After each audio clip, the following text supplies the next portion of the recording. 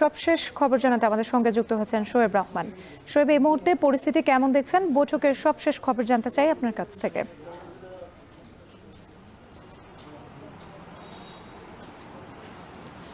রাত্রি সকাল থেকেই পরিস্থিতি স্বাভাবিক ছিল। গতকাল রাতের সংঘর্ষের পরে আজকের দিনের শুরুটাতে হাটহাজারীর প্রতিদিনের চিত্র যেরকম থাকে, আমরা সড়কে সেইভাবেই যানবাহনের চাপ দেখেছি। ব্যবসা প্রতিষ্ঠান এবং সেই সাথে হাটহাজারী মাদ্রাসার যে কার্যক্রম সবকিছুই কিন্তু স্বাভাবিক নিয়মেই চলেছে। সকালে কিছুটা আইনশৃঙ্খলা বাহিনীর টহল থাকলেও দিনের আলো বাড়ার সাথে সাথে কিংবা বেলা গড়াবার সাথে সাথে সেই টহলেও কিন্তু অনেকটা স্থগিত হয়ে পড়ে। যেহেতু কোনো ধরনের বিশৃঙ্খলা সৃষ্টির সম্ভাবনা ছিল না, বিকেল 3টার পরে কিন্তু 144 ধারার যে সময় সেটি আর কিন্তু বাড়ানো হয়নি এবং বিকেল 4টায় একটি বৈঠক অনুষ্ঠিত হয় উপজেলা নির্বাহী কর্মকর্তার নেতৃত্বে। এখানে উভয় পক্ষের 10 জন করে প্রতিনিধি সেই বৈঠকে অংশ নেন এবং কিছুক্ষণ আগে সেই বৈঠকটি শেষ হয়েছে। সেই বৈঠকে দুটি সিদ্ধান্ত হয়েছে। এক, হাটহাজারী যে মাদ্রাসা রয়েছে সেই মাদ্রাসাটি যেহেতু একটি ঐতিহ্যবাহী শিক্ষা প্রতিষ্ঠান এবং শিক্ষা প্রতিষ্ঠানের সামনে হর্ন বাজানো কিংবা উচ্চস্বরে গান বাজনা করার যেই বিষয়গুলো বিধিনিষেধের মাধ্যমে সীমিত করা হয়, সেরকম একটি সিদ্ধান্ত নেওয়া হয়েছে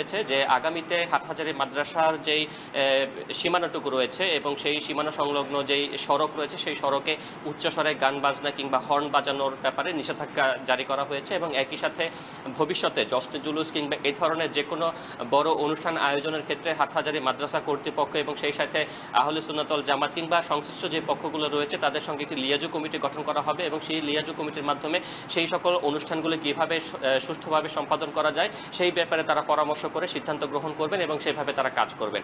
এই দুটো বিষয়ই মূলত এখানকার যেই সিদ্ধান্ত, সেই বৈঠক, সেই বৈঠকে সিদ্ধান্ত হয়েছে এবং উভয় পক্ষই বিষয়গুলোকে মেনে নিয়ে তারা আগামীতে হাটহাজারীতে সম্প্রীতি বজায় রাখা এবং সেই সাথে শান্তি শৃঙ্খলা রক্ষায় উভয়ই কিন্তু প্রতিজ্ঞাবদ্ধ হয়েছেন এবং উপজেলা নির্বাহী কর্মকর্তা বলেছেন বর্তমানে হাটহাজারীর পরিস্থিতি স্বাভাবিক রয়েছে এবং আগামী দিনগুলোতেও তারা এভাবে সকলের সহযোগিতা কামনা করছেন। রাত্রি চট্টগ্রামের হাটহাজারীতে সংঘর্ষের ঘটনা ঘটেছে। এ নিয়ে বিস্তারিত জানাতে আমাদের সঙ্গে যুক্ত ছিলেন শোয়েব রহমান।